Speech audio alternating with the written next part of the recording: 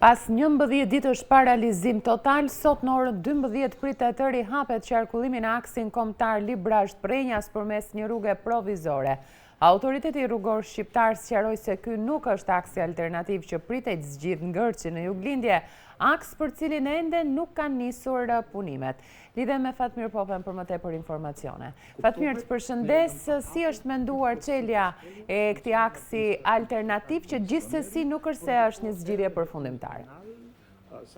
Gjithçka është gati, është hyrë në një kantier të vërtetë të punimit te Karrat e Gurrës në Dragostuj dhe në orën 12 pritet që të rihapet aksi i bllokuar 11 ditë më parë, i cili paralizoi qarkullimin në aksin rrugor që lidh Tiranën me Juglindjen e Shqipërisë, pikërisht për shkak të ndërtimit që çsoi një segment rrugor në Dragostuj Librazhi, segment që i takon rrugës kombëtare që lidh Librazhin me Prenjasin. Kompania ANTR, cila ka punuar paresht sot ditë, ka mundur që të krijojë një trase për kalimin e automjeteve të të gjitha llojeve, si atyre autovetur, po ashtu edhe automjeteve të tonazhit të rëndë dhe autobusëve mbi 40 persona. Në vendin ku pritet që zhvillohet edhe një servim modeste për rihapjen e këtij segmenti të bllokuar, kanë ardhur autoritetet vendore, gjithashtu edhe drejtori i autoritetit shqiptar, i cili ka monitoruar dorën e fundit të punimeve që po bën kompania kontraktori, i cili ndërton këtë segment të territorit të tezë. Aktualisht ka një entuziazëm të gjithë banorët e zonës për rihapjen e këtij segmenti të bllokuar, i cili paralizoi pothuajse edhe jetën sociale ekonomike të tyre, por edhe një pjesë të madhe të rajonit Shqipërisë. Në të dyja anë të segmentit të pritet të hapet ka me qindra automjete tipa autovetura, furgona, po ashtu edhe automjete tonazhi të rëndë, të cilët presin me padurim për rihapjen e këtij segmenti të bllokuar, të cilë jo vetëm e kaloi në kolaps ekonomik të bizneset, si ato të transportit, por edhe bizneset e tjera, kështu që ishte shumë e nevojshme ndërtimi një korsie emergjenci, siç quhet nga disa teknikë specialistë të rrugës. Gjithsesi, rëndësishme është që në këtë pjesë të izoluar, për sa i takon transport në Shqipëri, tashmë është mbledhur për pajisjet dhe në orën 12 pritet të zyrtarisht të rritet në Fatmir. Pra, gjithsesi, në orën 12 hapet ky segment, por nuk është se përjashtohen radhët dhe trafiku, apo jo, i rënduar. Natyrisht, u bë një kohë shumë e gjatë, pra janë të paktën 3 vite që qarkullimi i automjeteve në këtë aks është munduar, pra e cilëtuar si një linjë strategjike e komunikimit të kryeqytetit me rajonin e Juglindjes, por dhe me shtetet të tjera, siç janë Maqedonia e Veriut, Hungaria,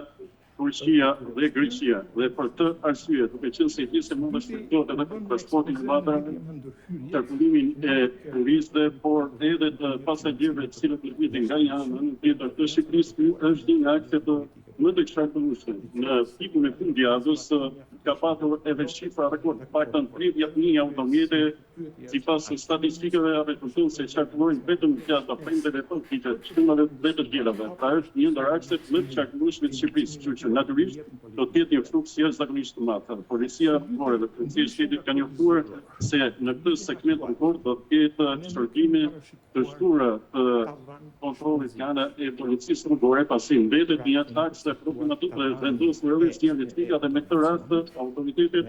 vendore, autoritetet shqiptare dhe policia e shtetit kanë bërë thirrje të gjithë personistëve të këtij segmenti rrugor që të respektojnë me partikmëri politikën, jo vetëm për të shmangur radhë për incidentet, por edhe për të treguar kujdes, pasi është një akt i cilësuar problematik pavarësisht se kompania ANTR dhe autoritetet rrugore shqiptar për segmentin e rindërtuar pas shkatërimit të një pjese të rrugës kombëtare në vendin e Kujtur, Karrat e Gurrës, në Dragostuj, i japin garanci pasi një natë më parë është bërë një test mjaft të rëndësishëm në një autokolon të automjeteve të rëndësishme dhe nuk ka patur trajtim publik. Gjithsesi në pjesën tjetër, në Skarpatot, e cila kësoj rëshqitje edhe shkatërim 11 ditë më parë, është duke u punuar, është kryer edhe një proces ndihmi në 4 pika mjaft nevralgjike të cilësuara dhe si riske për këtë aks të rrugës kombëtare dhe ditja paraprake ka qenë se segmenti do të jetë një qëndrueshmëri. Fatmirësisht kemi tekstuar dhe në ditët më të pashme. Moti i mirë favorizoi hyrjen e punimeve në valin jashtëzakonisht të madh, dhe tashmë pas hapjes të këtij segmenti të dëmtuar, i cili shkaktoi bllokimin e qarkullimit për një periudhë mjaft të gjatë, pritet që të fillojë zbatimi i projekti i ri për ndërtimin e rrugës alternative për 1.3 kilometra. Pra gjithçka është gati, le të presim orën 12 për të parë edhe rifillimin e qarkullimit të automjeteve dhe rikëthimin e normalitetit në këtë pjesë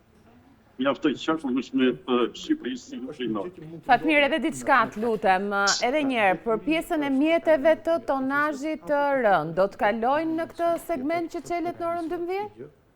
Autoriteti por shqiptar dje dhe sot ka njofuar që do të jetë i qarkullueshëm edhe nga automjetet e tonazhit të rënd deri në 8.2 tonë por aks, paktën shifruar në njoftimin e autoritetit rrugor shqiptar. Dhe nga ana e tyre dhënë garanci e plotës se do të jetë një segment i sigurt për qarkullimin e gjitha llojet të automjeteve, përfshiktu dhe automjetet e tonazhit të rënd. Kujtojmë se nëpërmjet një video të publikuar nga autoriteti rrugor shqiptar pas kryerjes së studimit gjeologjik të zonës, janë përcaktuar edhe shkaqet dhe rrethanat se si ndodhua ky proces për shkak të fatkeqësisë natyrore që ka nisur fundosja e tokës së lumit Shkumbin pasi rruga kombëtare e bashkëpunës kalon paralel me rrugën e lumit të Shkumbit dhe ja don detaje të rëndësishme që ne kështu që pas studimeve të gatitë të fundit një ekip i specializuar gjeologjik dërtues dhe projektues të rrugëve tash në ky segment do jetë alternativ, është një segment i sigurt për qëllimin e gjitha llojet automjeteve, ndërkohë që punimit në segmentin tjetër, që pjesë e zhvillimit politik tjetër janë të zhvilluar për të dhe detajet tjera, edhe për ndërtimin e segmentit të riprimit për kilometrash dhe për rihapjen e deponimeve në segmentin ku punonte kompania ANK për zgjerimin e këtij akti të autoritetit. Faleminderit Fatmir për informacione.